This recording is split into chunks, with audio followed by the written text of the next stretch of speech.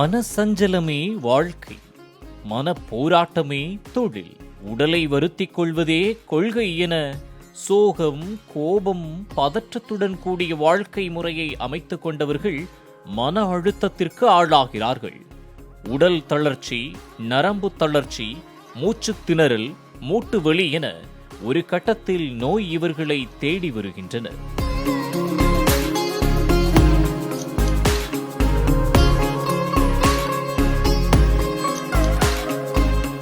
இவற்றில் சிக்காமல் உடலை பாதுகாப்பதுதான் யோகா பயிற்சி.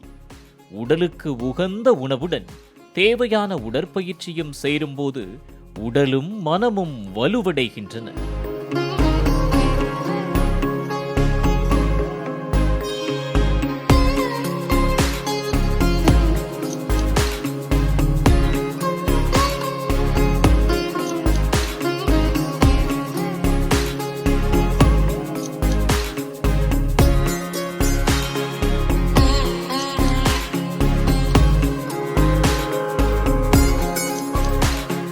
ஆசனம், பிராணாயாமம், தியானம் இவற்றை தொடர்ச்சியாக செய்வதால் உடல் உறுப்புகள் சீராகி இயல்பாக இயங்குகின்றன.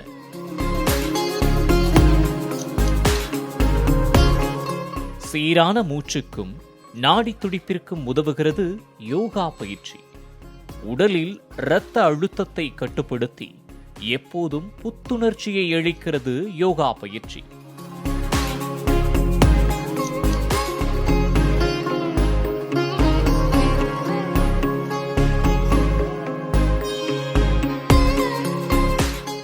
உடலையும் மனதையும் உறுதியாக்கி எதையும் தாங்கும் பக்குவத்தையும் நோய்கள் நெருங்க விடாத சக்தியையும் கிடைக்க செய்கிறது யோகா பயிற்சி.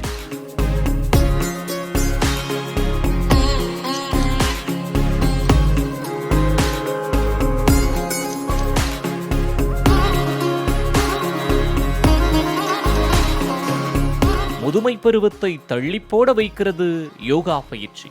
உடல், மனம், ஆன்மாவை தூய்மைப்படுத்தும் யோகா பயிற்சியை செய்வது ஒவ்வொருவருக்கும் அவசியம்.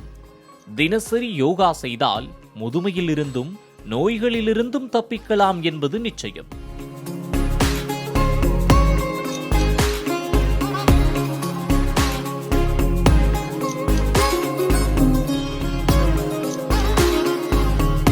இன்று சர்வதேச யோகா தின கொண்டாட்டம்.